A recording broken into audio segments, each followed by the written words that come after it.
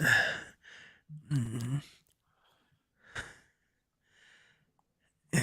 we're not talking about the one to your vibrator, Stubbs. The one that starts the show. Yeah. Yeah, I have We're pressed live, it. and he hasn't realised the button yet. There we go. Oh, that's funny. The first thing we hear about on a live show is talking. What's going on?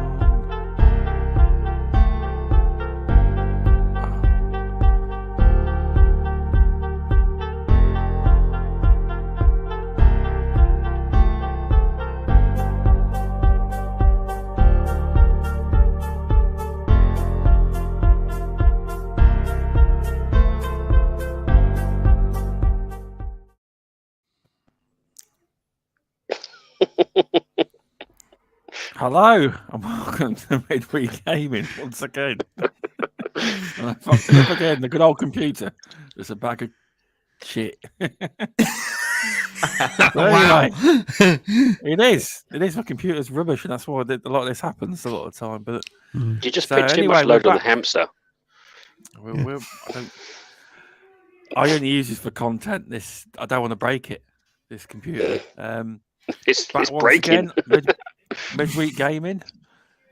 This fine Wednesday in the weird weather in the UK, and we have. I'm going to say returning guests, but when Max was last on, I had a broken knee in hospital. Mr. Tushi was hosting, and you were on with Moan Dog as well, weren't you? You were. So I wasn't actually present in the podcast. This was in 2020. This was. Any excuse. It was last time. To avoid just actually speaking to Max directly. Let's get on more regular. But welcome to Max Chambers. How are you doing? You're a tech content creator, aren't you? A YouTuber. You do mainly tech related content. Yeah, great. Thanks for the invite again. Actually, I just realized. It's been that long. It really has been that long. I was thinking about it. Was it last year? I said no, it wasn't last year. It was the year before. Because I was just thinking about it. I said, yeah, my because I have two daughters, and my youngest was just born last year. And I was like, yeah, Stubbs, I think you're right about that. I haven't went on your podcast since the year before that. But I wasn't even president. Yeah, I wasn't even on it. Yeah, it was crazy. Yeah, so everything's been great. I just realized time is going by really fast, but it just flies by us. But yeah, no, everything is great. Thank you for the introduction. Yeah, doing live tech reviews. We were just mentioning earlier before we start the podcast. I did have a Samsung TV, but I returned it. I took it back. It was like yeah. I was having some issues with it, and it's going to come up in another video, but I was having some issues that it wasn't working correctly with my home theater audio. So for some reason, it wasn't playing nice. And so when you spend that amount of money, sometimes if it's not working right, I say return it. Definitely. Yes, you are right there. A couple of grand, I suppose. $2,000, $2.5, something like that. Possibly a bit more. Look at the look on his face. The look on his face when you said couple was way more than that. It was the eyebrows. You can look at the face. My wife looked at the receipt. She was like, "What the hell? You paid this and you having this much problem? You better take that TV back." Yeah. No, it's good to have you on, Max. It is. It's been too long. Thanks for the invite. But yeah, welcome also to Cerebral, who I finally let into the chat when he said "Wake up, Stubbs." Yeah, I only sat there for a few minutes before you noticed I was there. Yeah, it was like private chat. It's because it's further down, and in my ears, you hear the normally get a dut noise when someone comes in. You do. It didn't work. How are you doing, Paul? Oh, pretty good. So far, so good. It's been an interesting week so far. Been having a lot of fun. Playing a little bit of Weird West that came out at the end of last week. And just enjoying that game quite a bit. Yep.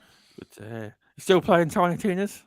I finished Tiny Tina's. So now it's an achievement mop-up, basically. So Okay, fair enough. And I'm only missing like 4 of those, and they're all the long drawn out ones where you have to have like chaos levels of like 10 and 20 and stuff. Those are the hardest to get because you have to find people to play with and don't die so much, So yeah. Fair enough. Really enjoyed that game. I would still recommend that to anybody who hadn't played it yet. Oh, that's good to hear. Sounds good. And RemovableSanity, welcome. Hello. Yes, thank you very much for having me back. It's good to be here. Actually, I'm intrigued to hear what actually Cerebral says. Would you say the actual Tiny Tier was DLC, or was it a full-on bigger package in terms of the actual content? It was a full game, and to get through with one character was approximately 2 days of playtime, so a little over 30 hours. Actually. Oh, okay, good. Yeah. So price-wise, you would say it was well priced? Yeah. Yep. It didn't feel like an add-on. It felt like a complete story. So yeah, I enjoyed it quite a bit. Oh, fantastic! Yeah, that's good. Sounds good. I was a bit of a fan of the Borderlands, but I haven't played. It felt like some of the latest iterations was like it's just a DLC, just a long version of a DLC. So I was like, oh, okay. So I'm waiting for positive, more professional reviewers like yourself to tell me the truth. No, it was well worth it for me. I enjoyed it from beginning to end. Oh, fantastic. But yeah, okay, apart from me, I've been working my backside off, so not much in terms of gaming. Fair enough. And welcome to Animated Evil. How are you? Hello. I'm very well. I'm glad to be back after a little sabbatical. I was very busy one week and quite ill the next, but we're okay. We're back to it and happy to be here, really. And I've got to say exactly what Paul said. I've just picked up Tiny Tina. I'm only on level 7. And yeah, what a good game that's been. I've been playing that this week. I have also tried Tunic, which is very, very hard. That's a very hard game that I want to go back into. But yeah, other than that, good. It's been a good week. Been a really good week. Good to hear. Max, Moan Dog's in chat. Welcome, Moan Dog. Thanks for popping in. Yeah, I had to message him to let him know that we on Stubbs again podcast. Welcome to the. Well, he was on the week. He was on last week. No, he was on the week before, weren't he? Yeah, the week before that. Yep. Yeah. I think he might be currently at work. Probably, maybe. He might be. And welcome to the Jinner. Also, welcome to Back from the Dead, who always makes the first comment usually. And welcome to Warwick Gaming Channel. Welcome. Thanks for popping in. Oh, welcome. I'm got a couple of, well, I'll start off with Fortnight because I don't know if anyone's played this, but I have been. I had to talk about it because they removed that. No, wait. You missed something. You didn't say welcome, Cerebral Paul, and I'm right there in the chat. Oh, okay. He's just not being professional this week. I know, he's not. Yeah, you're right there. I always mention people in the chat, even if they're on the panel. You're right. Welcome, Cerebral Paul. Thank you. Has VJ said hello yet? I must have missed it. If no, he hadn't said hello to VJ yet either. At this point, to be honest with you, it's just going to be the Stub show. He's going to forget everybody's here, and it'll just be him yapping away to himself. I apologise, VJ. Welcome to the show. Sorry. Yeah, no worries. No worries. Your wife's obviously taken a frying pan to your forehead. You're still a little dazed, so I forgive you. Oh, sorry about. Could have been worse, VJ. We could have been two topics in, and all of us can go, "Hey, VJ never said hello," you know. Clearly, we're way too polite. That's what it is. We're way too polite. How are you then, VJ? You've been playing many games this week? Still playing Elden Ring actually, and one of the I forget which one it is, one of the Walking Dead games. So yeah, I'm just playing those two at the moment. Nice. I presume you've been missing Removable this week. He's been busy. You're your partner in crime on Elden Ring. I spoke to him. Actually, we spoke yesterday. So. Yeah, that was probably the first time for a while that I'd kind of been able to do it. We started off kind of equal, and then now he's like, I wouldn't be surprised in the next couple of days he's finished it, and there's me like still trying to work out where the blooming button is to attack someone. No, he's doing himself a disservice there. So we normally trade progress with each other. So he'll unearth something that I've missed, and vice versa, hopefully. And but yeah, I'm really enjoying Elden Ring. I think it's fantastic. So but yeah, not much more left, I don't think. So we'll see. Good to hear. Good to hear. Yeah, I'm gonna have to You've try been getting that your one value day. for money in. You've been getting your value for money anyway. With that I've been game, at it definitely. 5 weeks. Yeah, So exactly. just uncovering everything I possibly can in the game. Yeah. Which is good to hear. Yeah, it is. Have I'm you gonna have played to try that, that Max? game. No, No. I haven't. I was gonna pick that game up, but actually I've been playing Guardians of the Galaxy on the Ooh, Series good X. choice. Nice. It's funny. Well, it's on Game Pass too, so that was kind of like the Yep. other.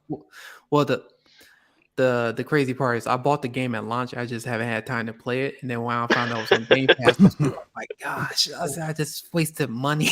You should have done that fake outrage, Max, and asked for a refund. Yeah, Yeah, You're supported the devs. Not only have you bought it, you're playing it a second. You're playing it again on Game Pass, so they get a double whammy. That's how you look at it. Yeah, exactly. But yeah, so I've been playing that. Actually, it's a really fun game. I was going to play Elden Rings, but I've been so sucked in the Guardians of the Galaxy that that's been taking up most of my time, and then also playing Destiny 2, the latest downloadable content, the Wish Screen. So yeah, so that's been taking up the majority of my time. That's a good shout, actually. I think we spoke about Guardians of the Galaxy coming to Game Pass and how brilliant that was. Actually, a good move by Microsoft. And was it you, Paul, that played Guardians of the Galaxy and we're talking about it on one of these shows? Yeah, absolutely. I played it. I got it for my birthday, Christmas, thanks to Al down there, or next to me. And so, yeah, I played it through. That was the first game I finished at the beginning of 2021 or 22, whatever year we're in here. It all blends together. Yeah. I thought it was amazing. And for me, I usually don't really, I didn't think I was going to enjoy the game that much till the buzz got really high. And then I got to play this game. And I'm glad I did. Then it came to Game Pass and it was like, wow. But I think even when it launched, we had talked about the fact that it was probably going to come to Game Pass. So, yeah. I think that'll probably be next up for me as a lane change from playing Elden Ring. I think it might be a good shout. Really good shout. That's not a lane change. That's not a lane change. That's a planet change. Okay, that's change of lane. Yeah, and Stubbs, in case you're wondering what we're talking about, it's a video game that's available on Game Pass for the Xbox It's not Gears. It's not Gears. Yeah. I'm not sure if it has. VJ, yes, I'm gonna shock you now. I own Guardians of the Galaxy. Oh, he hasn't played it. He hasn't played it yet. He hasn't played it. No, he hasn't. Paul was talking about the movie DVD. Yeah, he probably is. I own it. I actually bought that, and I have not the soft toy, right? Nowhere near. But I've started it. Eh? There's always that. But yeah, it's good to hear. So welcome to now Darren, Draconius, and Pudsey, who were in the Twitch stream, and now they have moved over to the YouTube stream. Thanks for popping in, and welcome to the Indie Gamer who just popped in. Thanks for popping in. So now I haven't forgotten to introduce people. That I had to be reminded to introduce people. That's going to do it for tonight, VJ. Where can they find you? Oh, wait, no, that's exactly. If anyone missed it, I also forgot to introduce Cerebral Paul, and then also forgot to introduce VJ. And I was about to move on to the first topic. We know where we stand with you. At least that's good. So it's all right. Someone was paying attention, Stubbs. We're okay. We're okay. That's all We're all good. So, Fortnite, it had the biggie. Well, a lot of people, obviously, the main premise of Fortnite is you build and I'm not very good at it. And kids can literally just build sky-high buildings without even thinking about it. They just move. It's incredible, and that's the name of the game. In that they're not. Most of the people in Fortnite are not good at shooting. It's they're good at building. They are, and they made a Fortnite zero build mode, and it was initially introduced into the main mode as the main mode, but now they've actually made a proper mode called zero build. But unfortunately, you now have to. I believe you now have to click on the mode. It's not on the main mode no more, but it's become the most popular it's ever been. Recently, obviously, Fortnite were doing a 2-week period where they were. Epic Games recently committed to donating all its all Fortnite's profits for the 2-week period to support the people affected by the war in Ukraine. Also, really good of Xbox to also pledge to the net proceedings from the Fortnite during the same period. And it seems that within the first day, they raised $36 million, and that could be that everyone's just re-upping on their battle passes as well. But so far, they've raised $150 million for the Ukraine humanitarian, the Ukraine crisis they have so far in fundraising, which is really good. UNICEF, I think that's who they've donated it all to, and I think it's stopped. I don't know if the date's stopped yet, but so it's the 29th of March until yeah. I can't find that now, but that's very good to basically donate all your profits to charity for such a good charity that's going to help them over there. Has anyone tried the zero build mode? Because a lot of people obviously can't build. I can't build in the game, and I've been playing it with my son. The zero build mode is really good. But what I've noticed is a lot of these obviously kids that were playing before. They don't know what to do when in gun battles. They haven't got a clue, and you haven't won a battle royale yet. But they're not very skilled because they're used to building 100-foot high buildings in front of you.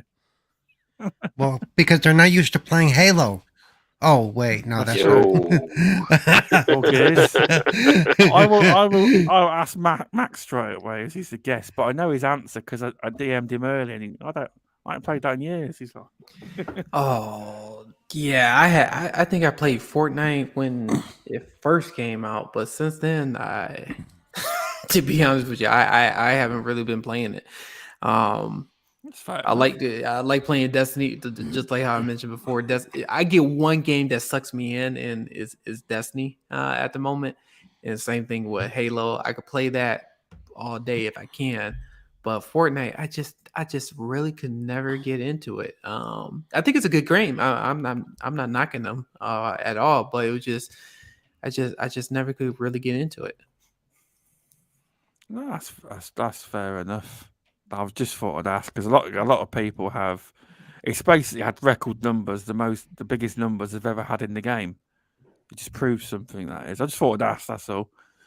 So you don't all have to comment on this thought. You just jump in if you want. I know hardly any of you have probably been playing this mode, so I bet you've been playing it, VJ, haven't you? Silence, and that's the response. Silence is golden. Do you know what? I'm gonna in VJ's and stunned silence. I'm gonna say I haven't played the no build mode. I do dabble with build mode because my kids are mental on it. They really love it. Do you think though that it's because there's a new mode? People have gone, do you know what? Let's try it again. And it might not be sustainable, the fact that it's going to be back as popular with the no build mode. It might not be sustainable for the long run. Because I know a lot of people that I listen to or watch or whatever have said, do you know what? It's something different. Let's try it again. And I think that's been the influx of why people have tried it. Unfortunately, I haven't, because I haven't had time to play with the boys this week. I don't really condone playing too late on a school night, so I haven't wanted to encourage them to say, let's get on at 9 o'clock. No, their mum would kill me. So I have a chance, but hopefully over the weekend, if it's still available, I might try it. see if the boys are up for it. But if they're not, and they say no, Dad, sorry, we're back into build mode again, I'm like, nah, it's okay, kids, you carry on, because they do embarrass me so bad.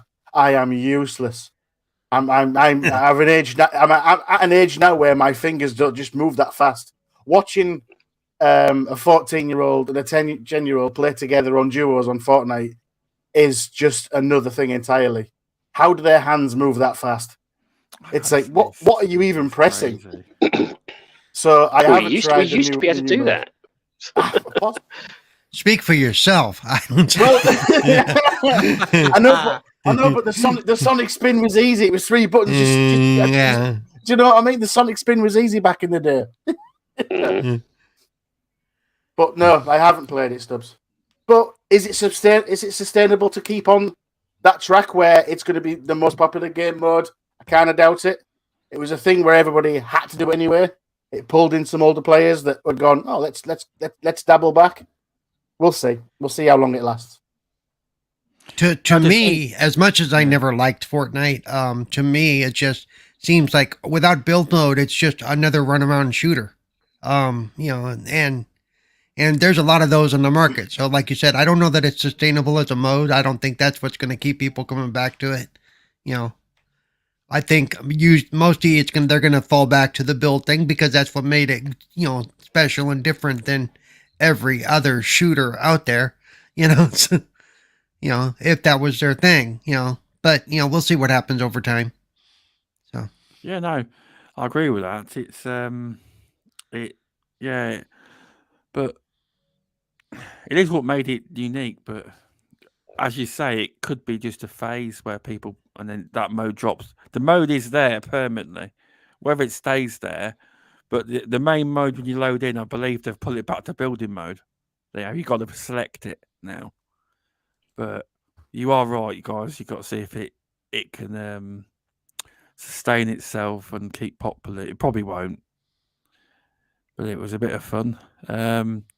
Removable. I guarantee you've not played this. No. It's one of those things that I never really got on well with it. It was I can see people playing it, still enjoying it, but for me it was just like, I've got a few. I'm too focused on my indie games at the moment. Fair enough. That's fair enough. You know what's the funny thing? When I started, when I played Fortnite for the first time, that's when before the online multiplayer came out, when you had to go against the zombies part. And I was like playing it. I was like, it's okay. It's fun. and then all of a sudden, like a year, or I think it was probably 2 years after the game released, it just blew up. And I was just like, why does everybody like Fortnite all of a sudden? And so I picked it back up, and I was like, it's okay. I mean, that's just my opinion. It's nothing to knock against people who do play Fortnite, but I don't know. I just never really saw the fascination of it. But people disagree with me, and they love the game and stuff. They keep it interesting when they add the new content and stuff. So that's why I think it make it so relevant with Fortnite and stuff. So that's good to hear. But no, you're right. The kids just build like no tomorrow. It's like even my son I played with on the build mode, and he could, he was building as well. And they don't even think about it. It's incredible how they do it. It is. Welcome, Judgezilla. Thanks for popping in. Judgezilla, my music man. Yeah, Judgezilla. Yeah, he comes from far away as well, Paul. Yeah. He does. Sorry, it was there. I had to take it. I'm sorry. Breaking news. I'm going to see what the breaking news is because Paul's DM me some breaking news. I've got to see what this is. Yeah. Oh no, it's big. Right, I'll read it. I'll read the tweet. I haven't got the article. Xbox buying Sony. No. Wow. No. I was just about to say, if Remedy happens, and the crazy. Rockstar Games have announced they're remaking Max Payne 1 and 2 for PC, PS5, and Xbox Series X and S. And what are your thoughts then? We might as well roll with it. What are your thoughts on it? Ooh. a lot of people have been asking for this, and they've been wondering if it was ever going to happen. So here we go. So you know, and it's not Grand Theft Auto 6, and it's, Yes, she's right there. Well, that's dashed everyone's dreams and hopes now. That's it. Put on the back burner. Yeah. The original Max Payne on PC was a piece of art. It was absolutely awesome. The way it was very noir and comic booky. It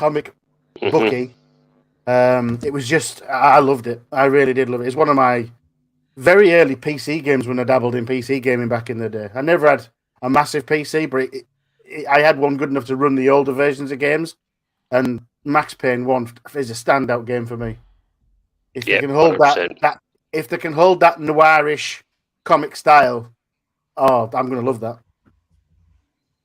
Well, I hope they get the original actor back in to play and voice, and even maybe just Night Dev are pretty good for like doing remasters. They literally go in some cases, just they find the old content that was missing, the old voice work, and they put it back in. So I'm hoping it'll be something similar along those lines.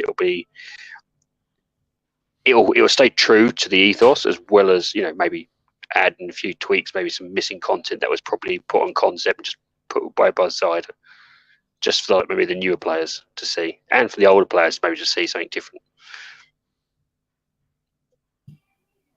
Yeah, I absolutely love Max Payne, hence the name Max. Really? But no, I played that. I played that years ago, and the mechanic, especially when you could slow down time, especially with the bullets, and it was just a reinvent how they did the whole shooting game, and I thought it was amazing, especially the storytelling too, especially the story of the character. I thought it was great. So seeing them remake it, it all comes down to what their direction is, and I think somebody commented, is it going to be a straight remake, or are they going to do something a little bit reimagining? Yeah, so that's what it comes down to. If they're doing a straight remake, I don't know. I could go for both. I could go for both. So it's just like right, here we go. I've actually clicked on the article now. It's a remake. Me too. Yeah, remake is different than remaster, so that's good. They will be remaking Max Payne and Max Payne 2: The Fall of Max Payne. It says. Oh, I don't know. Oh, because some of the grittiness there. That's changed the view. Yeah. Yeah. I don't know. Yes, again, if they keep the ethos and they keep the grittiness and the, as everyone has been saying, the actual original aspects to it, but how many remakes these days have we seen of like an old game, and we've all gone, that's not great. It will be developed on they've messed around with too many things. That's kind of It will be developed on Remedy's newest engine, and it will have a matching AAA budget. Not that means a lot, but we'll see. I'm reserved, but it's killed the view now. It's killed it in it. Yeah, it does, because I should have said remember it. Yeah, because I remember playing the game. It was just it was surely an original, just like I know Stubbs, Gears of War and Halo, and those were just like original titles, but to do it. I don't know. We'll see. We'll see how it goes. So that's just I'm reserved judgment until we actually see something. I mean, when Remedy and the other company, shall we just call them, Grand Theft whatever?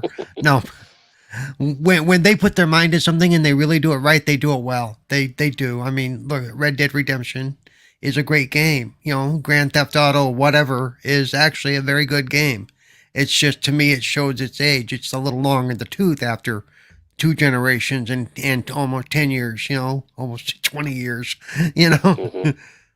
But when they put their mind to something, if they want to put the work in on it, and if they have a quote AAA budget, whatever that is, hopefully they're going to put their mind to it and do it well. Yeah, I have to say, because they always throw this word AAA budget around. It don't mean a lot of the time. Yeah. It could just mean, hey, we're paying the Grand Theft Auto guys more money. Yay, that's just it what could they be. needed. It's a AAA marketing budget instead. Who knows? Yeah. You What's there, interesting VJ? is they're using the Remedy engine, which means I'm wondering if Remedy's actually taking the lead on it. They may Well, do. it's been redeveloped. Well, it has not been redeveloped. It was used in Control, and I think Right. it's been used. It's been sort of rehashed for the new Alan Wake 2. I remember Right. watching a interview with, I want to say Sam Lake. Is he Remedy? Sure, he is. I'm sure that's the guy. I'm sure that's his name, Sam Lake. I think so. It Yeah. rhymes with Alan Wake. I'm sure that's him. And he was showing some stuff about Alan Wake 2 and stuff like that, of what they want to do and what they are planning to do. And it looked really good, and they looked like that they've done a lot of work to the engine. So we might get Alan Wake 2 before. Obviously, we will get Alan Wake 2 before it comes out. So you might be able to see some capabilities with the engine to see what it's capable of. Yeah. So Yeah, with, you're right. with, I'm with a looking at good the article engine, right now. yeah, with a good engine, we know Rockstar are good. We know Remedy can, Yeah. and Rockstar themselves can make a fantastic story. We know they can. We've played They the can, stories yeah. themselves. They've had some slip ups where they've gone a little bit by the by, but on the most, Yeah. together, amazing. And you know this is probably 4 or 5 years out if they're just announcing it now, unless they've been working on it behind the scenes and we haven't heard a word, which I doubt given it's Rockstar. I wouldn't be surprised if we're still talking 4 to 5 years before we really see anything. Yeah. Or who knows? They could have been working on it for the last couple of years, and they finally won. The background story stuff probably, but I know that Rockstar has been focused on Grand Theft Auto 5 still, and the remakes they did, the remasters they just did that they fumbled the ball on, because they pulled all the other resources off of Red Dead Redemption 2 to fix all the crap that went bad with the remasters. So yeah, they were caught scrambling a little bit too. And what gets me is they really have the resources. They don't need to pull crap like that, but apparently they don't like to, spend that money at all. You know, it's kind of interesting just thinking about GTA 5. It's crazy that it came out on the PlayStation 3, Xbox 360, and then it went to Xbox One, the PlayStation 4, and now it's on PlayStation 5 and Series X, which is crazy that you still have a lot of people playing the game. Yeah. So I think it might be in the right hands if they put the right resources and they do it right. And there's a lot of ifs in there because we are dealing with Rocksteady, or not Rocksteady, but with those guys. But I have high hopes. I always have high hopes. So, VJ, you're talking so much today. None of us can get a word in edgewise. Are you there, VJ? Yeah, I'm here. He's Did you probably hear the watching breaking? TV. The breaking. Yeah. Now he's going to ask you. Now he's going to ask you what we were talking about. The news itself broke me. It was interesting. I don't know if it was it was definitely sometime last year, I think, when the CTO or the CFO or the CEO from Take-Two announced that they had like 80 or 100 plus games in development. I mean, that could be obviously in any stage of development. That could be two guys in a cupboard. And I was trying really hard to fathom, well, I think the people on Twitter were trying really hard to work out what they could be working on. And it seems like while they're trying to figure out what games they're going to make going forward, whether it's GTA 6 or Red Dead 2, Red Dead 3 or whatever, I think a lot of these big companies are falling back on some of their historic titles to help prop up revenues. I don't know how well remakes do commercially. I mean, Resident Evil 2 and 3 actually. I bought and played both of those because I just enjoyed those back in the day, and I really enjoyed them in terms of how they're remade. And I'm looking forward to RE4. But as Removable was saying, I can't think of many remakes off the top of my head right now. Maybe the panel can shed some light on it in terms of the ones that came out and thought about buying and that I might enjoy. They've been very hit and miss, in my opinion, and I may be wrong because my knowledge on all the remakes is quite limited. So I haven't actually. I know Animated Evil spoke really glowingly about Max Payne, but I haven't played. Max Payne games. So hopefully, if the remakes are decent and well received, I might give it a go. Cool. Yeah, Resident Evil 2 remake and Resident Evil 3 I thought that was pretty good. And even Final Fantasy 7 remake. Yeah. I love that. I think they did a really good job with that. So I think it comes. Yeah, I think it really depends. So we'll see. We'll see. Definitely VJ and Max and everyone's good opinions on that. But yeah, you are right, VJ. They mentioned a staggering amount of number of games they mentioned. But you are right. And on Some the heels projects of that, could have like 10 people working on some projects. You're right. Yeah, and on the heels of that, I think, was it on the heels of that or just before that they'd lost? No, just after that. I think when they said that they'd lost Obsidian, so that narrowed down their scope of new games considerably. Yeah, that would have been. You'd think that someone like Take-Two, with the amount of money that they made or have been making and still make, that they'd be a little bit more creative and a little bit more prolific in terms of the number of games that they produce. I'm not saying every single game needs to be a $200 million game, but still being more consistent in terms of the number of releases that they put out every year. And maybe it's because I don't play their sports games, and that's why maybe it looks their release schedule looks a little shallow to me. But maybe that's the case. I can agree with that fully. Because a lot of companies like EA, if you take away their sports games, what do they really have? And yeah, Star Wars. Yeah. Oh no, actually, cool. They've got a remake of Dead Space. There you go. I am looking forward. I am looking forward to the Dead Space remake. I gotta say that's one that I really am looking forward to. I love Dead Space too. Yeah, well, you mentioned EA. It's like they talk the big one about we don't need FIFA soccer. I'm saying they do need FIFA soccer. I'm still dubious about that one. Sorry, StubzGaming. And don't forget Battlefield. Moan bought Battlefield. He's oh on the yeah, chat. He told him not to buy it, and I bet he loves it. Best game ever. You see what happened with that.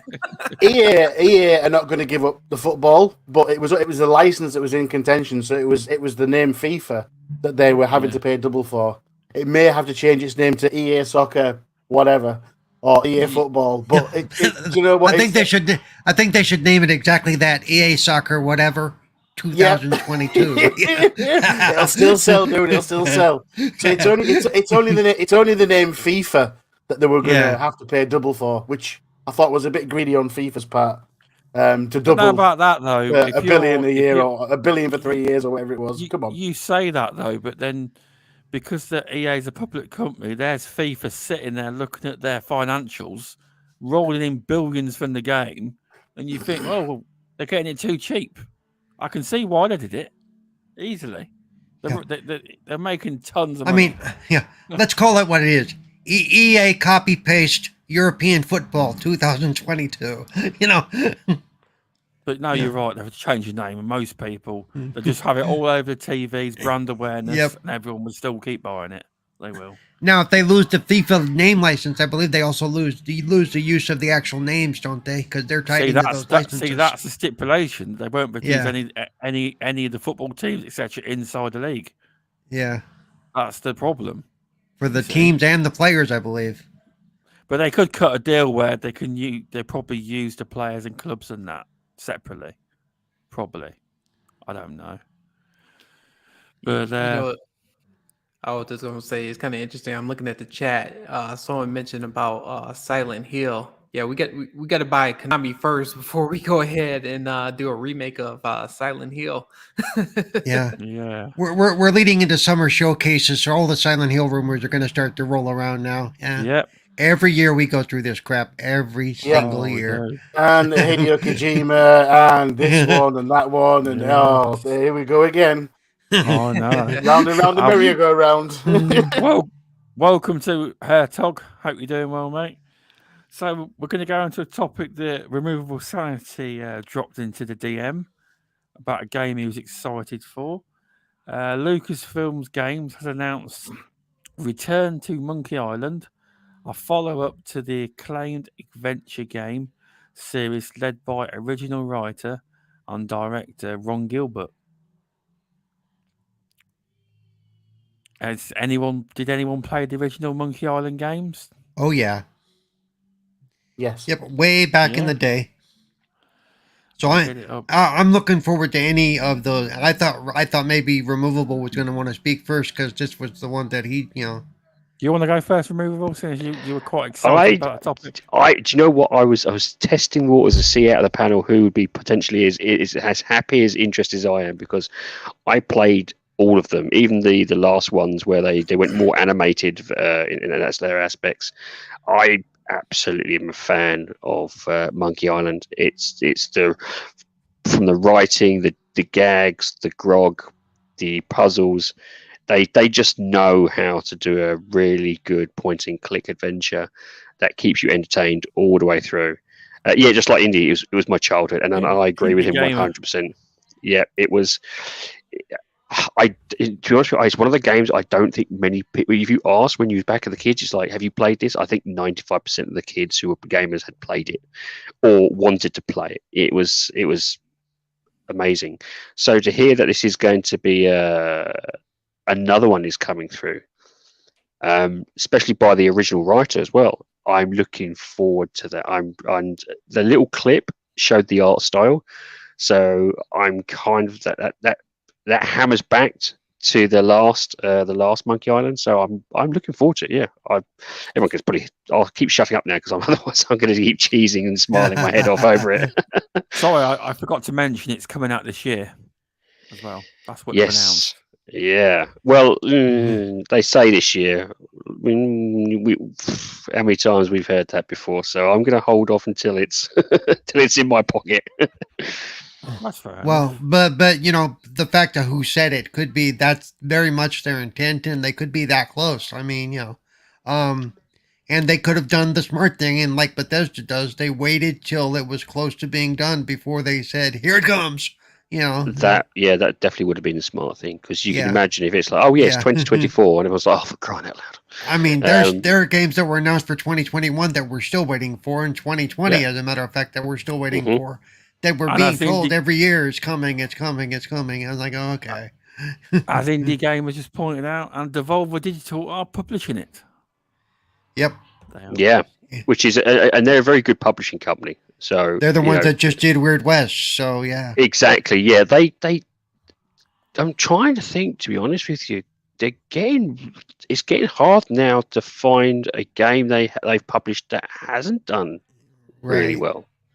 Isn't it? They've got some big hitters under their name now, aren't they? Yep. So yeah, I'm looking forward to it. I don't know about anyone else here, but I think me and Cerebral, but clearly we've got some.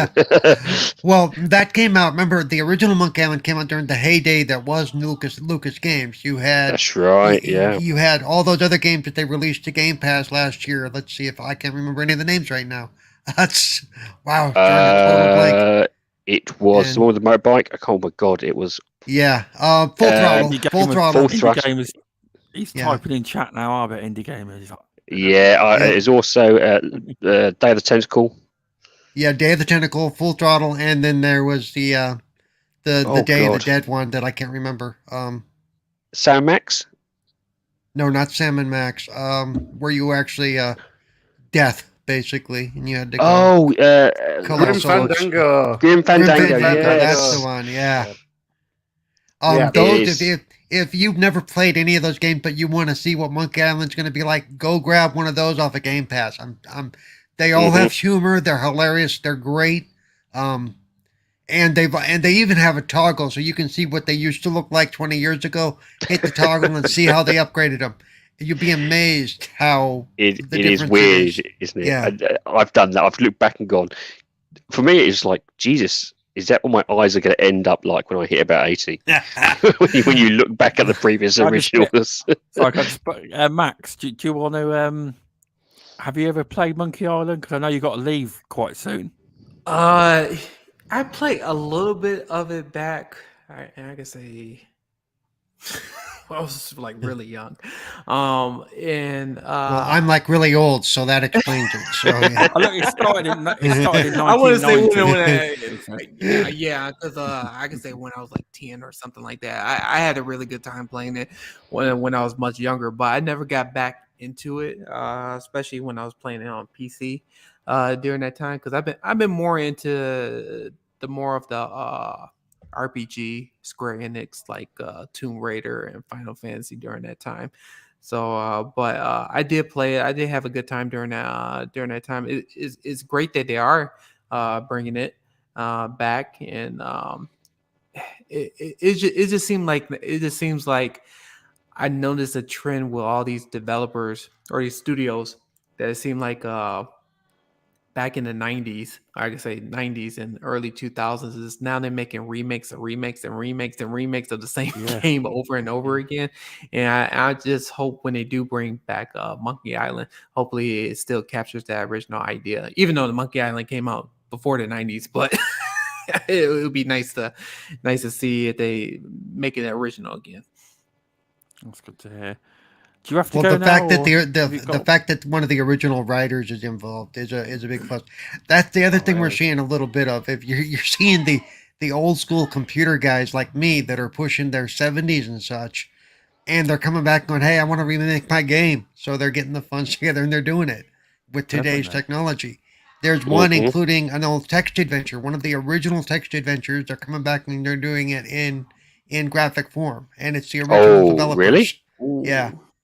Which one? I wish I could remember. I found the article the other day. I got to dig it up again. But yeah, You left us hanging there. Okay. Have you got to shoot off now, Max? Or I got to leave because the wife. we drove him off. We drove him off already. Yeah. She's saying, "I want a TV. Get it now." There's the replacement to come on. TV Come on. Needs to be on that wall. I think it's the opposite. She's like, I need help with the kids. oh, I know that feeling. No, she needs help with the kids because there's no TV on the wall. Okay. That's it. Definitely, but thanks for coming on, Max. Do you want to tell people where they can find you?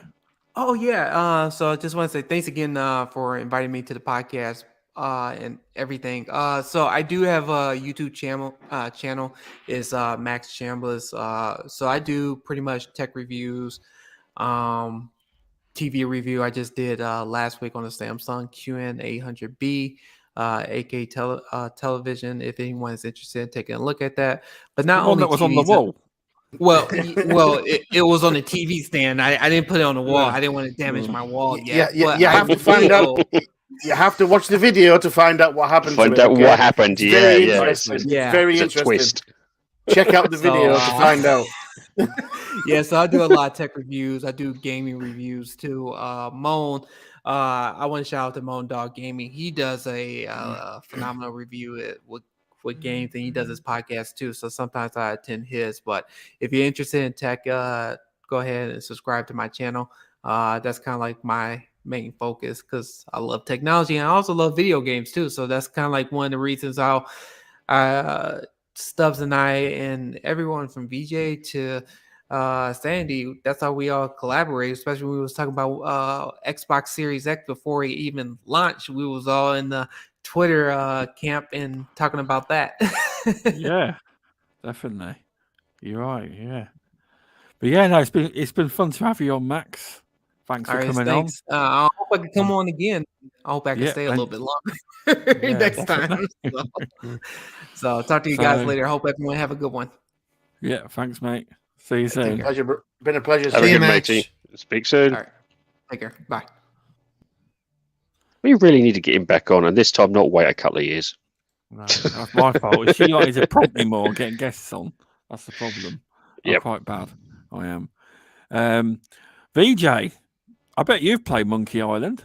I haven't, but I have watched. I have watched someone play it and I couldn't quite get onto it. But there was just something. I think Paul and what's that bloke's name? Oh, RemovableSanity, that one. They mentioned something about writers, the original writers, and how important they potentially are, right, to a sort of another installment of a very popular franchise. So, and I was just thinking in terms of the new Fable, because I don't know if you guys know, but obviously the Carter brothers were instrumental, right, in terms of the world design, the humor, and actually how the game panned out well before Peter Molyneux came along. Peter Molyneux just came along, and obviously Microsoft framed it very, very differently. Peter Molyneux came along and just sort of added his 2 cents in terms of this narrowing down the scope of the game so it could actually ship. But the Carter brothers were instrumental as to how Fable came about. And I think sometimes whenever I see any Fable news, I do often want to have a look to see if, even if it's just in an advisory capacity or and so on and so forth, if I think it's Simon Carter was the main writer, and was the main linchpin actually for the project, whether he'd be invited back to talk to the guys at PGG, because they seem to be hiring ex Big Blue Box and Lionhead Studio guys and gals, should I say, and in between, to help push the Fable project forward for Microsoft. But yeah, I'd have just liked to have seen Simon Carter walk back, but perhaps he is, and it just hasn't been talked about. But yeah, no, definitely I agree with those two gents I just mentioned, that having some of the original source, shall we say, sprinkled over, or having a purview over what's to come next is important. And that's not to say, obviously, there isn't plenty of fantastic talent out there that could perhaps take the franchise to another level in terms of Monkey Island, and I hope they do. And I think Indie Gamer makes a really good point in the chat, that Devolver never miss, as far as he's concerned. I haven't played enough of their games to sort of verify that stipulation, but all in all, that's 2 games to look forward to: Max Payne and the new Monkey Island. So hopefully I can finish Elden Ring by then. Hopefully. Yep. But when it comes to the original Monkey Island, I never played the original. I don't think I'm old enough. I am old enough. I just didn't have the systems that had Monkey Island on them. However, I have played the Monkey Island when it re-released on Xbox 360, and you could play both of those in the old version and the new version, so you could switch graphics on the fly. Yep. So you could have the new remastered version and the old version. So I have technically played the old version just in the new world. So I did love them games. I thought the comedy in that, the little fetch and carry missions, as in I think it was the first one where you had to find a helmet for the guys to fire out of a cannon. You couldn't be fired out of a cannon in case you had an helmet, so you had to actually. There's no helmet anywhere in the game. You're like, what do I find? It turns out it's a pan. You put a pan on your head, you're good to go. And that's what I love. Spoilers. Well, spoilers. Holy cow. Yeah, that's it. Too soon? Too soon? It's only been 30 odd years. Yeah, Come on. You know what? The game's nearly as old as I am. Jeez. Yeah. So, but yeah, that old humor of the fetch and carry missions. I mean, I love that kind of thing. And if they can encapsulate it like the same writer, hopefully, and the same. Is it Rod Gilbert, whatever he's called? Hopefully, you can encapsulate exactly that feeling and push it on, and embrace a younger audience and push the whole thing on, because it will drive people to go, hang on a minute, this game's really good. I wonder what the old ones are like. Do you know? A lot of the youngsters these days haven't played them games, like VJ. The young whippersnapper there hasn't played it, so well, you've just hit on a perfect selling point, because remember what they did with what's the recent samurai one they've done, the Samurai 3. That's what it's called. Oh god, it's the first-person shooter. They actually put in the originals as part of the package. I think it's like the collector's package. So, technically speaking, they could do it. They've already done them, as you said. They've remastered them slightly. What stops them putting the whole Monkey Island package in one go? I mean, how many collectors alone would be like, oh god? I know I own them, but I don't know if they're still available within Xbox Live Gold or Game Pass. I'm not sure.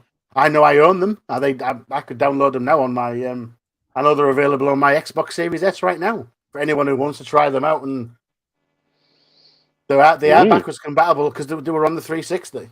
Oh, that's interesting. Yeah, have to have a so look. Maybe they could actually, if you've never played any of them before and you want the whole package, they could offer it. Mm-hmm. Yeah, they could. Welcome to Misuko. Thanks for popping in. I think Stubbs made a really important point there. I don't know if you heard him, Removal, when he said, "I'm going to try that." So he's obviously going to switch on. I take it with a pinch of salt. No, he's going to press start. Not I'm saying, going to say. Tried Monkey Island, and then he's going to go back to the home screen of the Series X and say, "Yep, I did put it on. I'll have to get back to that one." Yeah. His cursor hovered over the actual Monkey Island in the Microsoft Xbox store. He looked at it and was like, that's good enough. I had it on the iPod Touch, and believe it or not, I didn't complete it.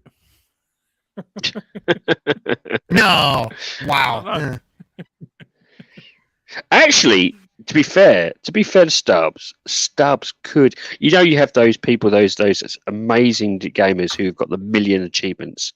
Stubbs could be the very first gamer to never complete anything. Well, no, he could be the opposite. He could be the anti-completionist. He can make a complete career of not completing something. There you go. I've just solved your YouTube channel for you. Hit me up when you're at 400 million subs. Yeah.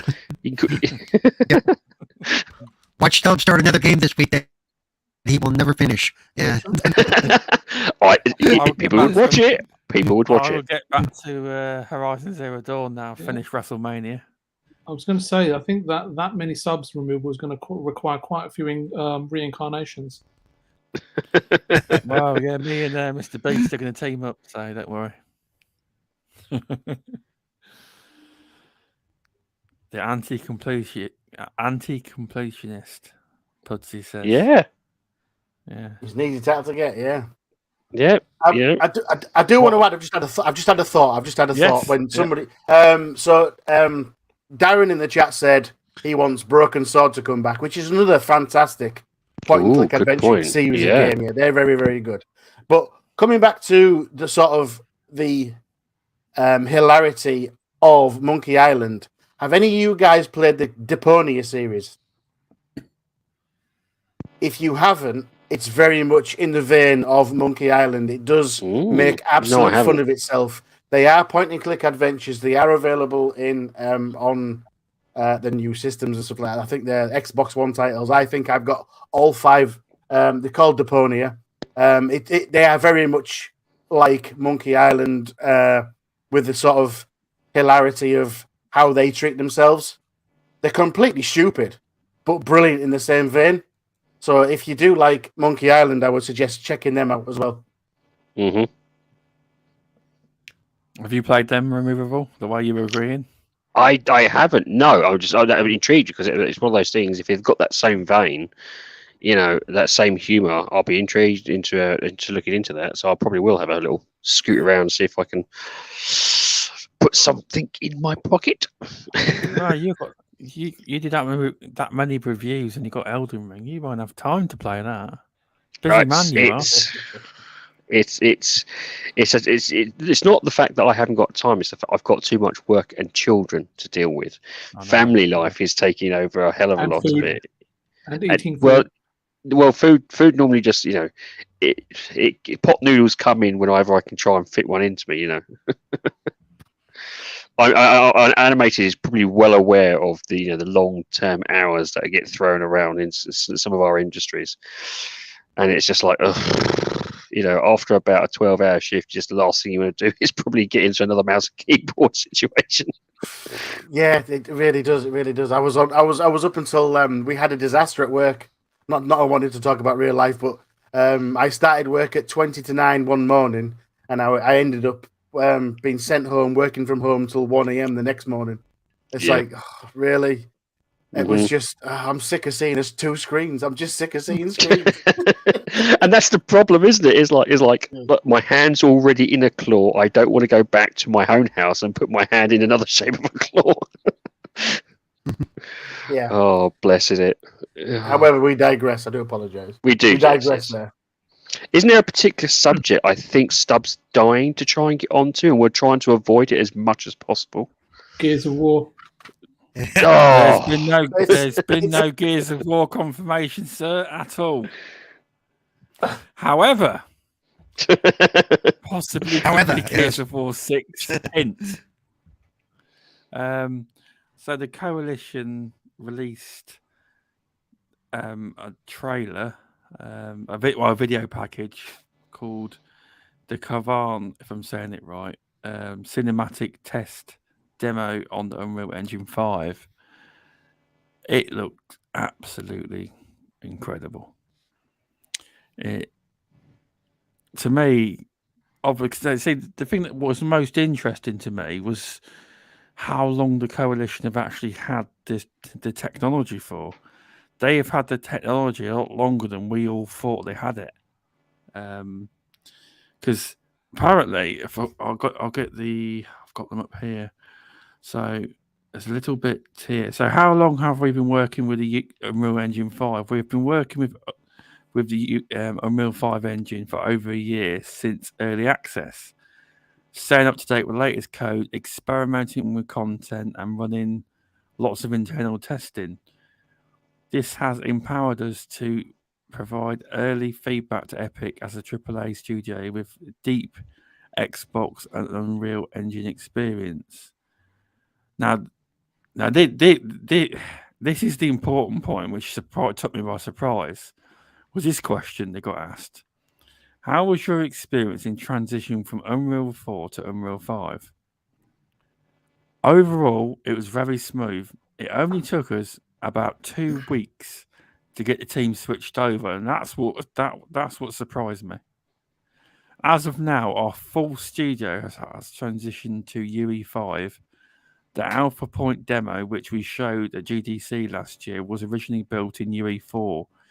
We migrated that demo to UE5 early on, and that was quite seamless as we were building a demo in UE4 with the next gen content and adding more and more assets to it.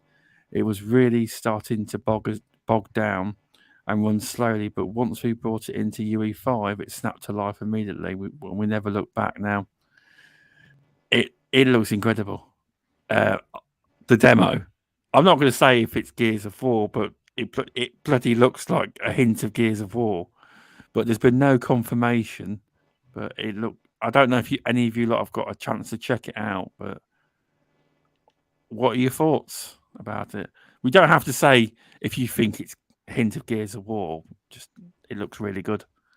You talked about the technology. Is the technology incorporated in the demo as advanced as it was in Steve Austin? They're worth $6 million is what he Yes, Paul. Thank you. Someone's awake. I didn't want to say anything because I didn't want to show people how old I was, and I was like, I'm not going to say anything. I'm too young to know what you're talking about, honestly. Yeah. I don't know what that is. Well, Shame. You were surprised they said how long they've been working. I'm not. I actually thought they'd been working on it for longer because I thought with the last Gears add-on that they did, that showed some hints of possible Gears 5 use because of how much better it looked than the actual game. Your mic's a bit. What's that? Your mic's really buzzing and vibrating. Yeah, but you're botting a bit, Paul. Yeah, botting then, that's what it is.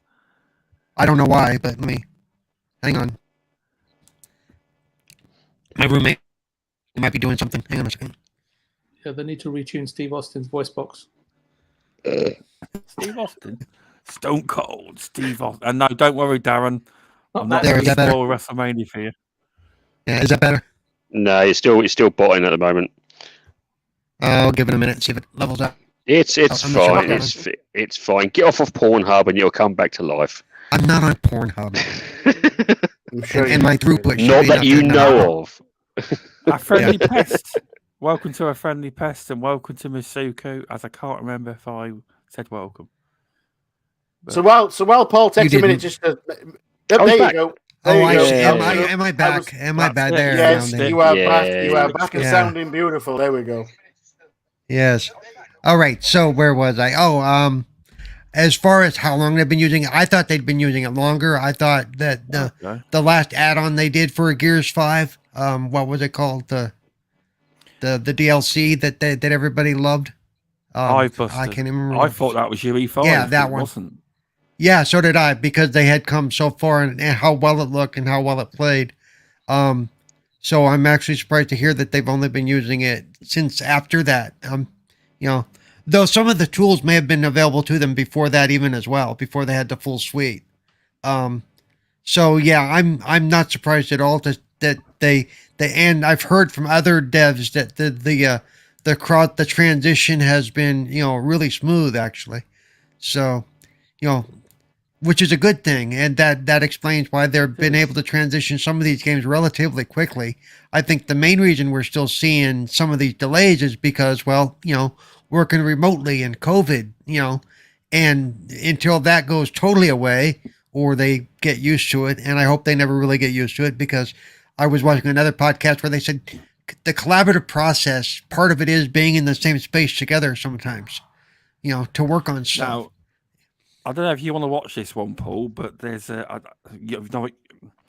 if you watch a documentary, and it's not an old one, it's by the God of War developers, and when you watch that documentary, you realise that all this remote working for true collaboration doesn't really work remotely. You can't get the same, creative juices, whatever you call it.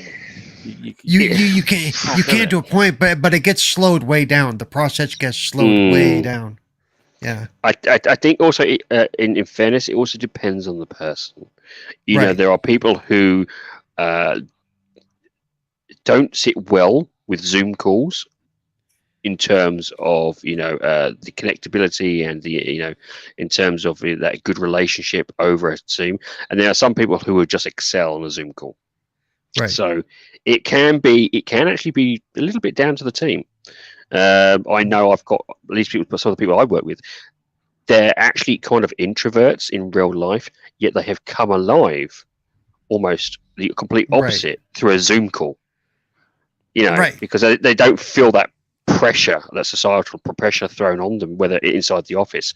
So it's actually, in some cases, they've come out of their shell, where if they're in the office, they're much more introvert. So I think again, it depends on the team, I would say. Well, because it's more than just the person. It also has to do with the resources and how fast you can get one thing to another person to see it correctly. Because we don't when we stream stuff, we're not necessarily seeing it the same quality as the original, and that may not be what they need. They need them to see. So you've got to send it. They've got to go over it and take notes. And usually they would do this sitting in a room and going, well, look at this part right here. And somebody will take a note. Okay, we need to fix that part right there. That's true. And some of that is lost in remote working. It is. Baldman Gamer, welcome. Also, Luke Steele, welcome. Good luck with sending emails out for a job, mate. And also, Cerebral, you bring up that very good point, because I've heard this said before on. I've actually heard developers on different podcasts or interviews talk about this remote working. Not everyone's got a good connection, so if you're having to send multiple builds out to people and they're gigabyte upon gigabyte, the person could be there for hours just downloading the latest build to do their job. So that kind of stuff slows it all down. I've got that completely wrong. Emails, Steam Deck. Sorry about that. I've just made myself look totally stupid. He's looking for emails for the Steam Deck, not job. My bad. Well, a muppet, wow. eh? Fair enough. I wasn't reading chat correctly. I wasn't. But yeah, it's but yeah, remote working. I have no concept of how this stuff really works, really. But creativity wise, it won't be the same. Nope. But it all depends as well if you can utilize. I mean, we've seen these things coming out from the Azure cloud saying that. I know it's a little bit off topic from the Unreal 5, but we'll get back to that in a second. Where the Azure cloud is, they're looking at taking some of this strain into cloud development rather than having to download everything. It's actually in the cloud, so cloud processing and stuff. That could be really good. Was it? Who was it? Was talking about? Was it Sarah Bond? It was talking about that. Not sure. One of those. It's one of those about it's about the whole thing. So that'd be pretty cool. And if Unreal 5 can use some of that, I'm sure it can. That it's going to be even better. I mean, especially with the remote working and stuff.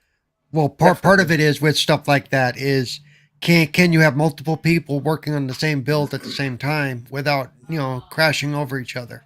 That's going to depend on how that's set up. Because if that's the case, then you can have a lot of stuff going on at the same time, which will actually increase work speed from remote. Yeah. And that's one of the things that I took from the Unreal 5 coalition thing. Okay. Yeah. I watched the video a couple of times that Stubb shared with us that was done by Kate Rayner and Colin something from Coalition. Okay, they're technical directors and art director, I think, respectively. The Alpha Point demo was the one with all the rocks, right? We saw in 2021. Yeah. That looked absolutely fantastic. Okay. We were blew away by that when we saw it in 2021 in 4K glory. However, let's be fair, it was an open world tech demo. It didn't do a lot really other than look pretty. There was no collisions. There was no people walking into things and stuff like that. So we can't take anything from that. But what they did with the person in that video as well, that made him look so realistic and the lighting effect. And they were attributing that to the availability of Unreal 5. Is it the new Lumos architecture, which is the whole lighting thing and things like that? But the main thing I took away from that video was when they talked about the Matrix demo that was done by Unreal. Yeah.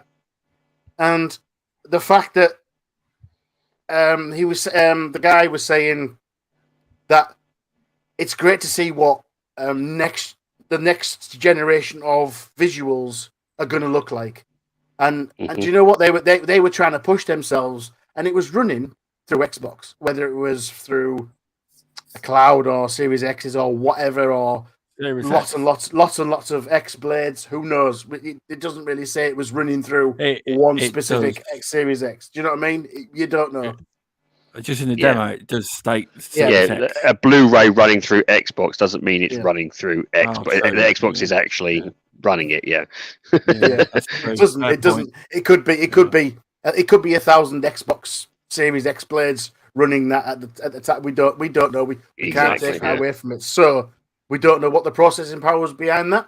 However, the thing I took away from that was they mentioned, and I did make a note, which is why I'm looking down. In the Matrix demo, right, had ray tracing, had all the features they could possibly push, right?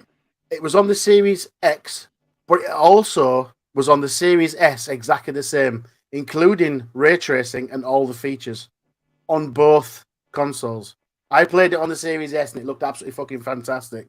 And the technical director from the coalition said both systems are running exactly the same, which to me is absolutely fantastic.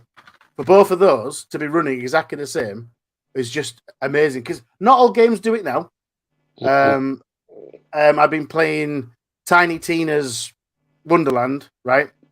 On the Series X, I believe you've got a choice between performance and whatever the other one is, whatever. Yeah, on the Series S, you've got what you've got.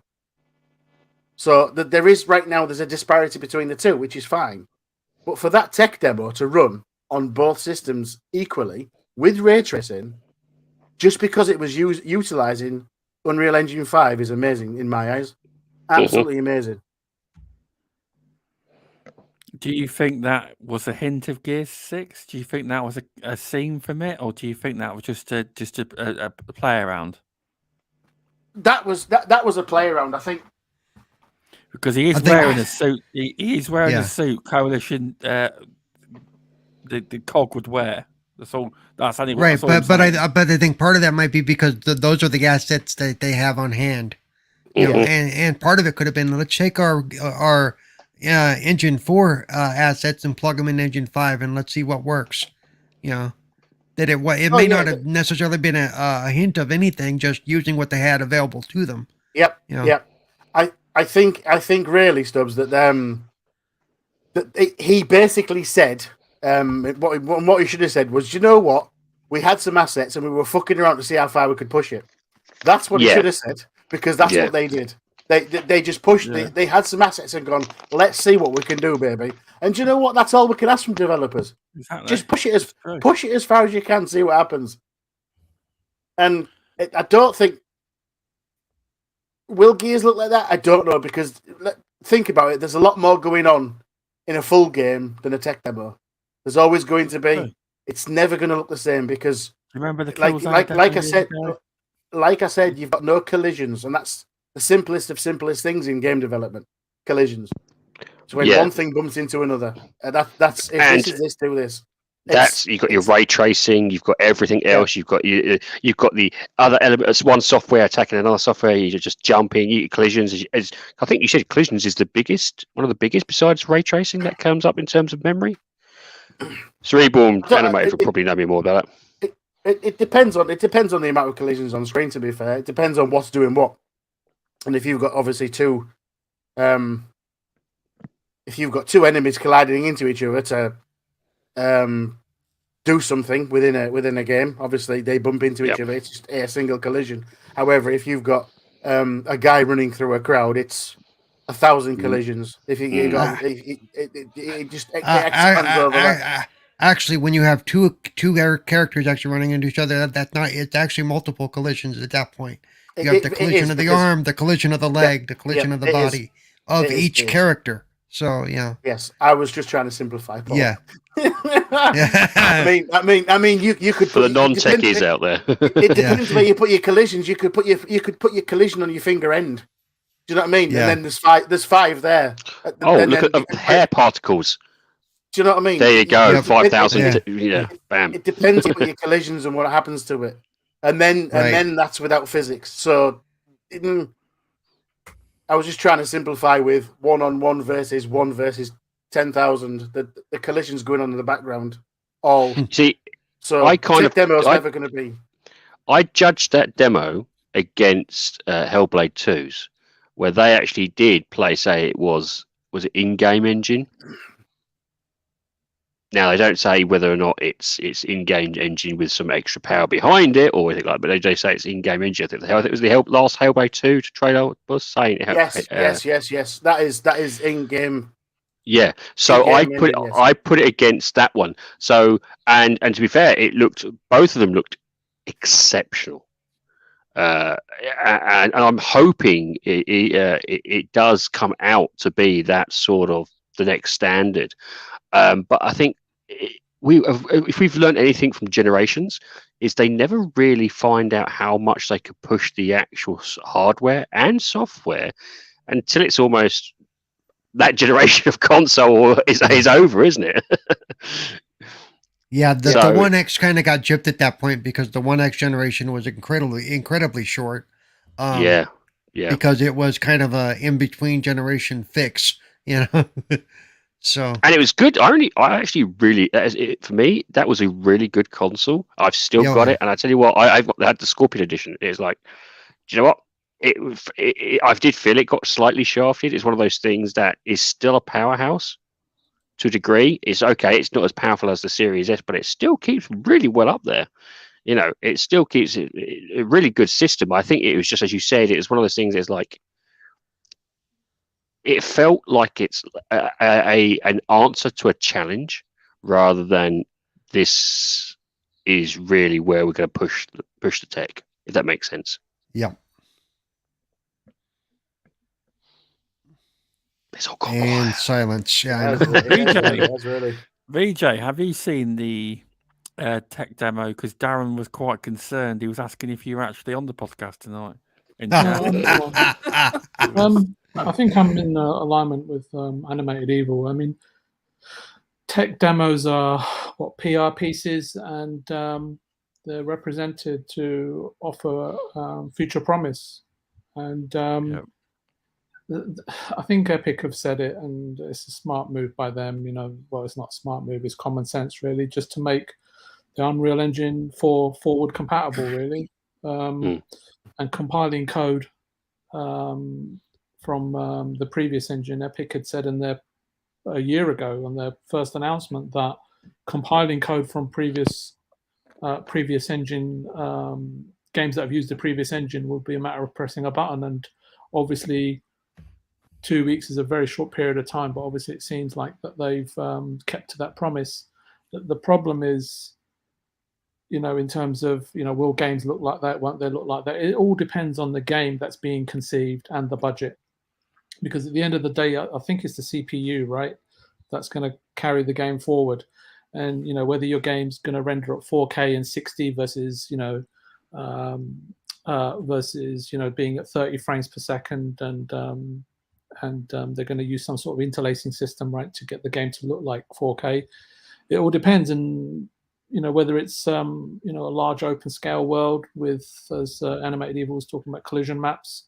Oh, I hope it's not open world. If it's Gears, I no. really I'm hope just, it's not. I'm just talking about in terms of the visuals that you're seeing. It all comes down to the game that you're considering. If it was a point-and-click game, you know, you're not far off in terms of whatever you want to achieve. But if you're allocating the CPU power to animators, right? If you're VFX artists, right? Those are really expensive things to do, and the issue that you've got is that everybody is going to be fighting, right, for as much computational power, right, for their specific facet of what they're producing for the game. And there was something else I was going to say, is that, you see, people that are using Unreal Engine 5 and what are the visuals going to look like, what are the graphics are going to look like. See, a lot of it comes down to programmers, because you can have a really good looking game that could have been far better, but depending on the talent level that you've got across every level of coding, every facet of coding, some code you'll find is extremely baggy. And then it's really down to the time frame scheduled within the game development period. And I don't really want to just call it optimization. I mean, that is the apt word for it. And optimization is, as some developers will tell you, you know, they're not very ever given much time, because the game's got to get to, is it a beta or alpha, whatever stage it is, got to be playable, it's got to get done.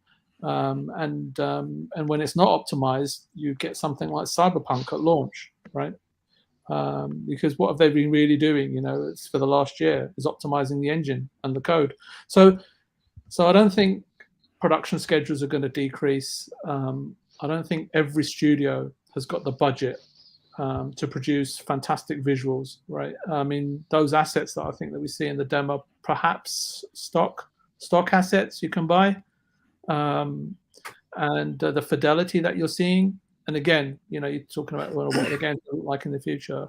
It comes down to what is the game that you've conceived, what's the fidelity going to look like, and what's your rendering going to look like, right? Or are you going to go everything with default from whatever Unreal Engine 5 is offering you? And I don't think that's true, as I think that parts of Unreal 5, the reason why they don't make it such a locked-in system is because they know that programmers and designers are going to go in and customize facets of the engine, and it will become their own engine. It will become their own bespoke engine, where other developers that can't afford to sort of maintain a bespoke Unreal Engine 5 that they've used for themselves. And I think Rocksteady Games is a really good example of that, right? In terms of the first Batman, how hard they had to work. I think it was 3 times they got knocked back in terms of the engine just wasn't performing in the way that it needed to for them to produce that Batman game, and they had to go away and they had to ask for money to say, I think it was from SCI at the time, right? And say, look, we need more time to build additional tools and to get rid of the stuff that we don't want in Unreal. And then there'll be those others, but they can afford to do that now, right? And then there'll be other studios that'll have to work within the confines of what it is that the Unreal Engine 5 can do, because they don't have the budget to go away and redevelop facets of the engine. So it really is down to who's got the money, who's got the time, who's got the patience, and that's why I think that, as you've seen in during the phase of the Unreal Engine 4, right, you've got lots and lots of games, but they vary in quality, right, or what you perceive as quality, right, whether it's really high, fantastic visuals, or whether the games run at 60 frames per second. I can't think of many games that run at 60 FPS in Unreal Engine 4. I know that Final Fantasy VII Remake is that once it was because it's backwards compatible with the next gen upgrade, runs at 60 FPS on PS5. So in terms of forward compatibility of the Unreal Engine 4 running on next gen consoles is quite impressive. But I think, as Animated was saying, I think it was Animated that was saying, apologies if it was you, Paul, that in terms of what Unreal Engine 5 can offer you, Coalition will be one of those studios that will be able to show you what it can do, but you've got to have to give them time, right? I think if anything, if you want to look at the trailer as future promise, or if you want to look at it as a conceptual target in terms of what they think they can definitely achieve once their game comes to fruition somewhere along the line in the future, then it looks good, right? And I don't think that Coalition, given their experience, would handicap themselves by putting something out now and then in a couple of years' time, people pulling it up and then having to backtrack in terms of how their game looks. So, and I'm giving them the benefit of their doubt here. So, but you know how it goes in the games industry. On the back of that, VJ, and I hope it's true what I've read or heard or whatever, that the Unreal Engine 5 is a lot more lean with its processes. It probably is. It probably is, and it's probably you see the Unreal Engine from Unreal Engine 3 to 4 and 5.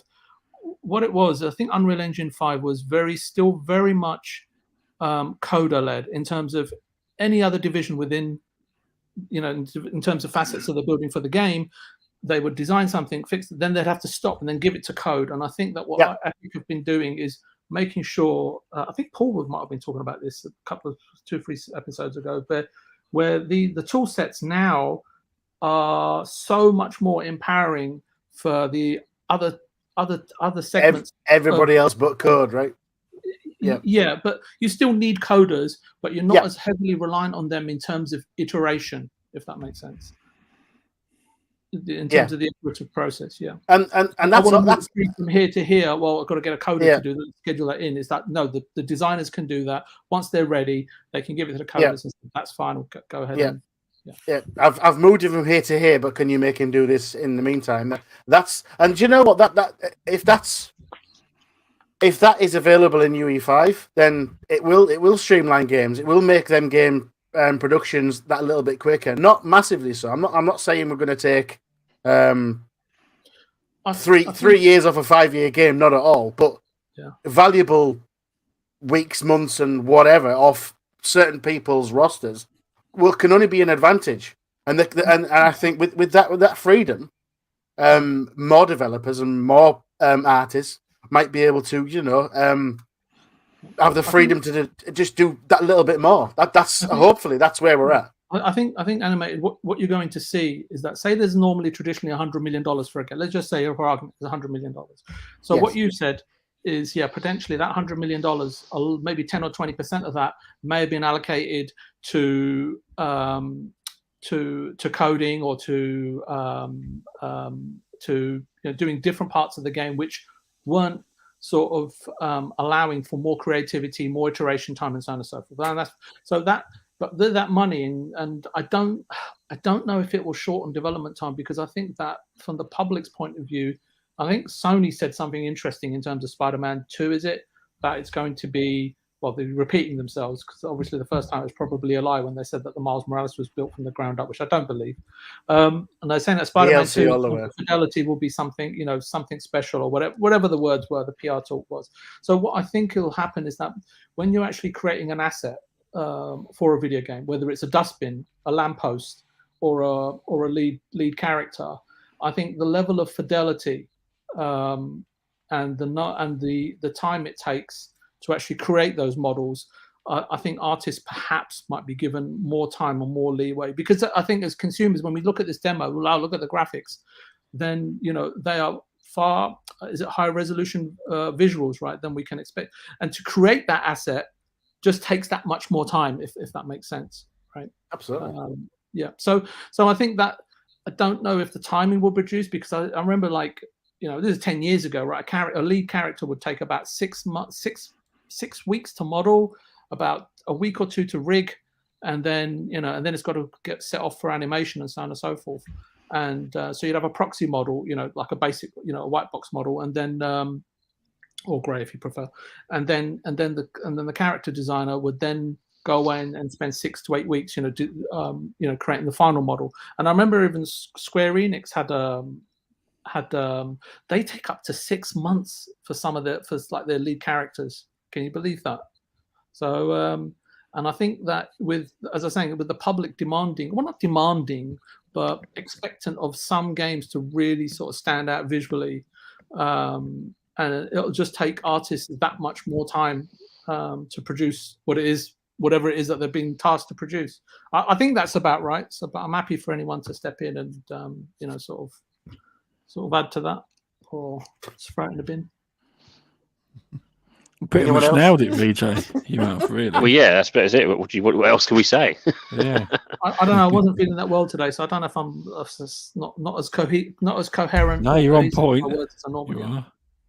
But yeah, so to Animated Evil's point, yeah, that $100 million, maybe $20 million was spent in a way that wasn't efficient in creating the best game possible, and now that $20 million will be spent, but it will actually hopefully produce a far better, more complete game at launch, rather than a 50 gigabyte patch that's needed 6 months further down the line. You're still going to get them patches, baby, no problem. Oh God, Yeah, no. seriously, they're not going away anytime soon. So any release date we see, yeah, that release date plus 6 months. Man, they're gonna still come, because do you know what? Let's get it out and we'll deal with it afterwards.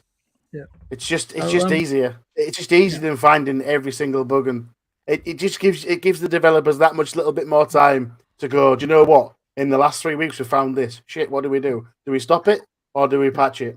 And that's by the by. That's unfortunately the way it's going to go. Just because of the easiness of they can patch these days. It never used to happen on cartridges because there was no option to do that. No. Because it's there, easy to go. Oh, there we go, patch. It's going to happen more and more. The patches are going to be bigger and bigger. I'm going to be honest. Yeah, I know. And then every time you say that, I just keep seeing these dollar signs. I'm going to have to invest in a memory card, which I really don't want to do.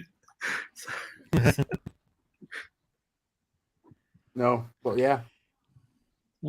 So yeah, I think it's I think technology, you know, we're just consumers, right? And we just want that next level experience. So, and the designers and developers, they're human beings, right? At the end of the day, right? Even though some people on Twitter think that they're little Smurfs, you know, just drilling away there to sort of support us, right, in any shape, way, or form, regardless of the abuse we give them. So, and they play games as well, and they want, you know, they know that they have a standard to hit, and some of them, you know, many of the teams out there, more so than there was before, know that they're actually being tasked with to set a benchmark, right, in terms of visual fidelity, right? Whatever that means to you, right? Whether that's ray tracing, whether that's VFX, whether that's animations, whether that's, you know, does the katana clip through his oh goodness guys, I've forgotten what that word is for, you know, the casing through the sword case. There's a word for it. Come on, somebody must know on the panel. We're intelligent people here. Anyway, you know, whether it clips through, whether it doesn't clip through, and so on and so forth. And then as Removal says, you know, hair and fur, etc., right? Mm-hmm. Yeah, because I was talking to him about a game recently that I was playing with hair, and I was thinking, I'm sure that they solved this problem about 10 years ago. So why is the hair VFX so poor in this game, and et cetera, right? And then I think one of the ones that bugged me most is when they put a weapon on their back or they're wearing a shield and it clips through their cape. Oh, you know, there's that's it. The sheath, the sword and the sheath. That's right. So when the sword goes into the sheath, that it doesn't clip through the sheath, it actually goes in. If that makes sense. Obviously, it's not really going in. But you know what I mean, right? Clipping and stuff like that. Oh my goodness, I might start on tessellation in a minute. But anyway, I'm going to let someone else have a chat. Do you know what? You said something there that developers are people as well. But does anybody know who Mike Rose is? He is the developer on Descenders, but before he did that, he was a game journalist, and he said something that resonated. Right, it should resonate to all gamers. Okay, so he said the reason he got into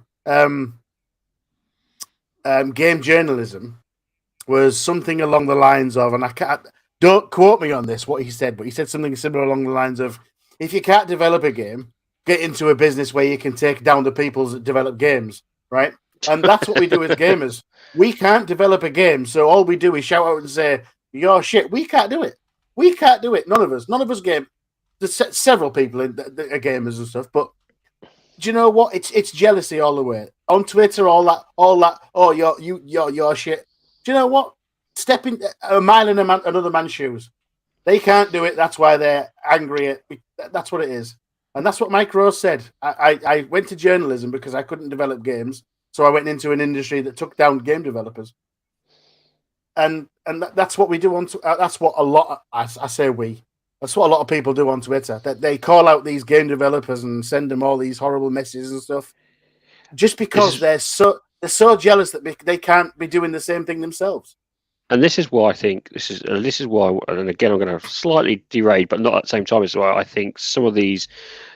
This is what I miss, going to some of these little events where you would speak to the indie developers personally, because then it showed you, it humanized the developers.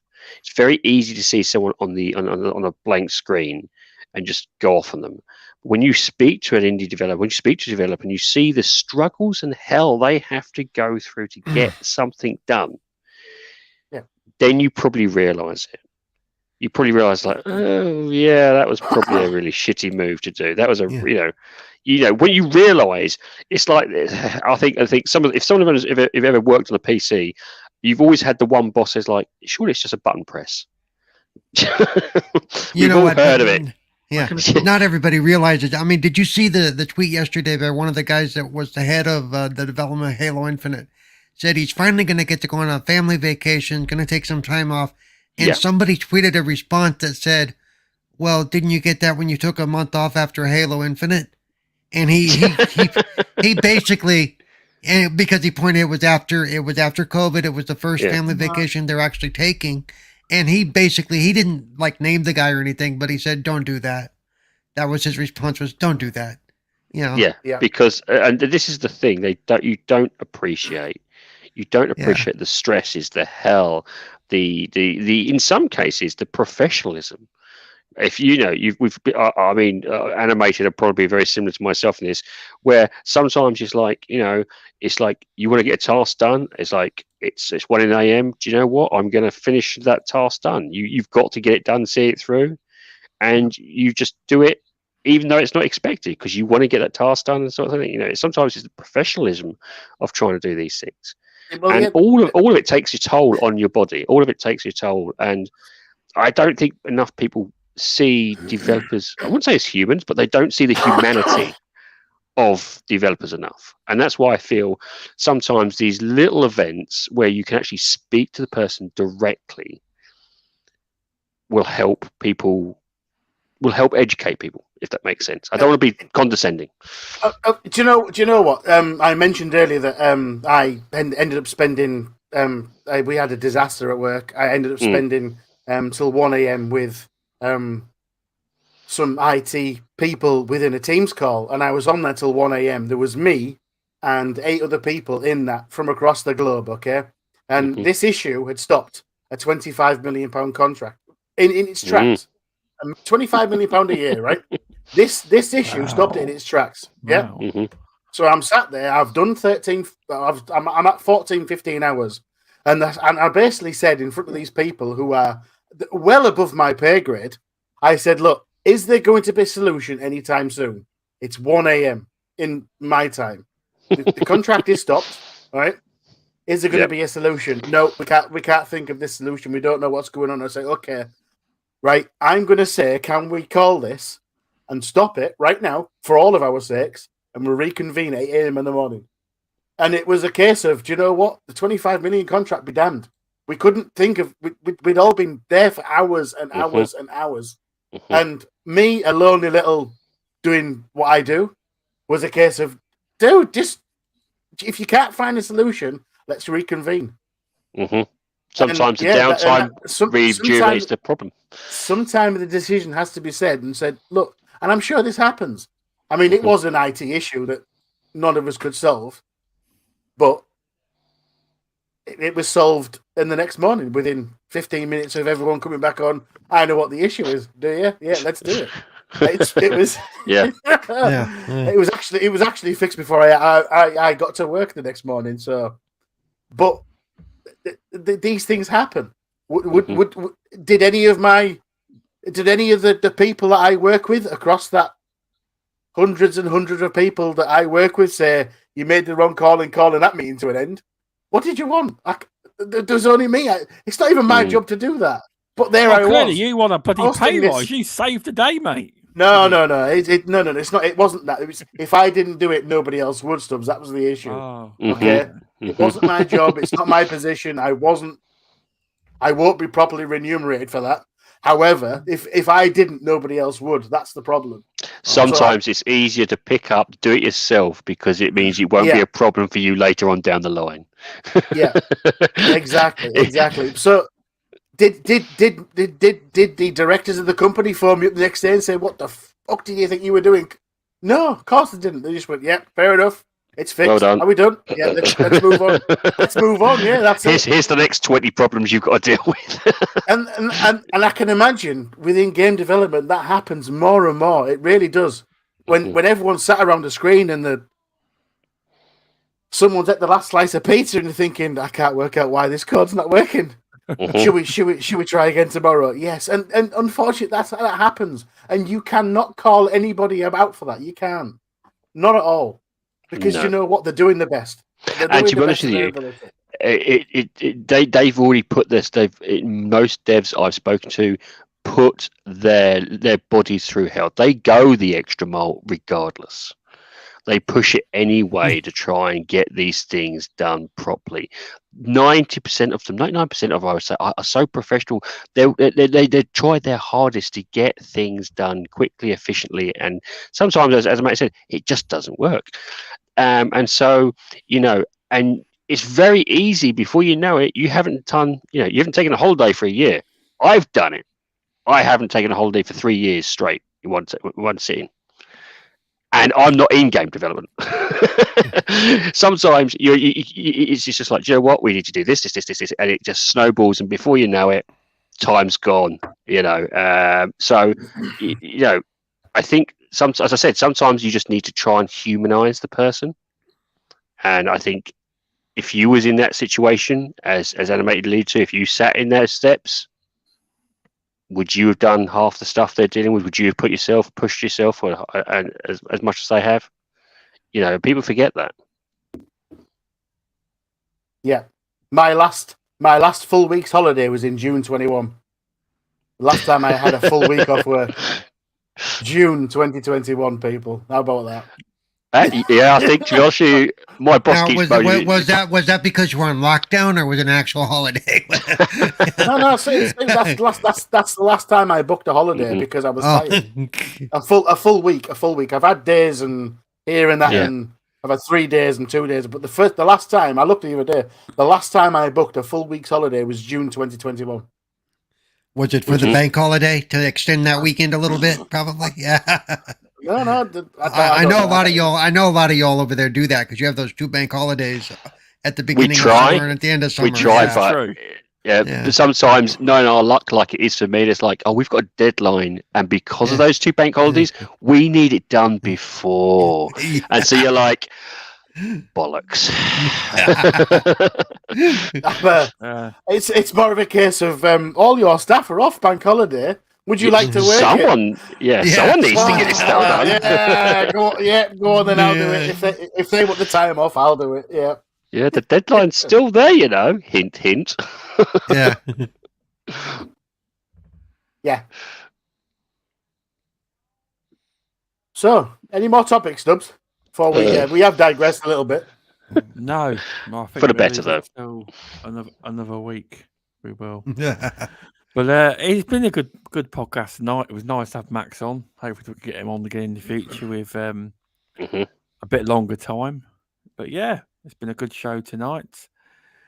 Thanks for coming on, VJ. It's always a pleasure to have you on. Oh yeah.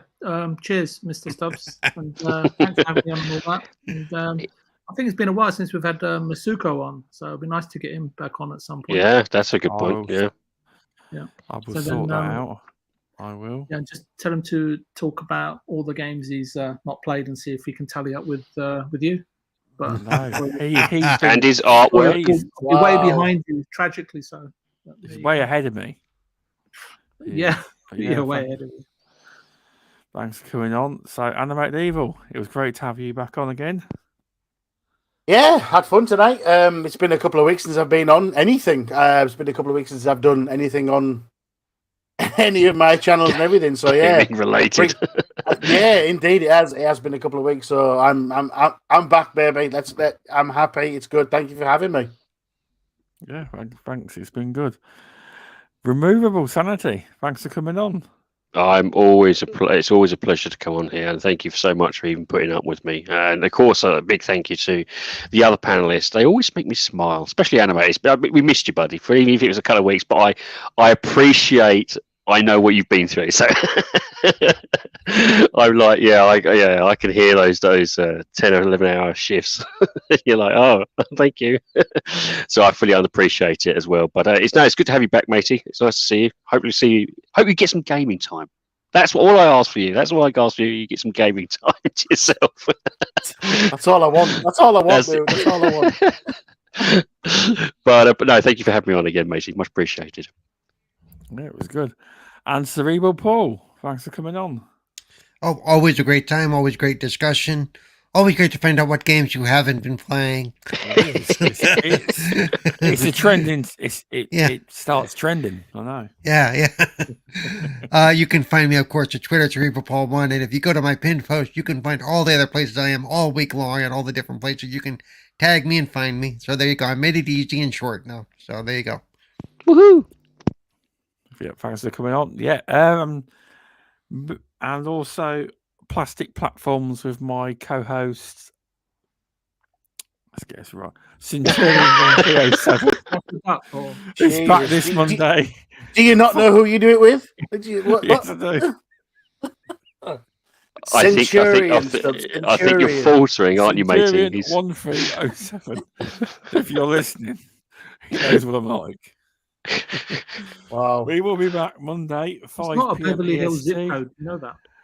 10 p.m. BST. But as a warning, if you haven't watched WrestleMania or WWE Hall of Fame, don't listen, because we'll be talking about gaming and wrestling and the Mania. So you'll have it. And what you haven't completed.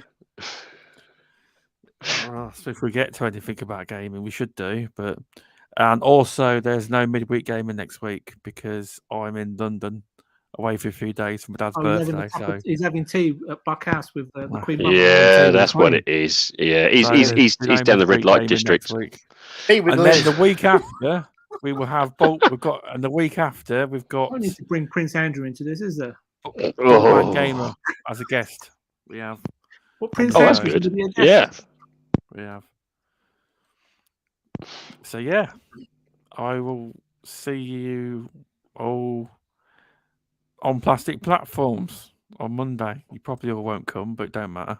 But it's been fun, everyone. Thanks for tuning in. It's been a good show, and we'll see you on this show in 2 weeks' time. Have a good one, Thanks, everybody. everyone. Have fun, guys. See ya. It's Bye. nice.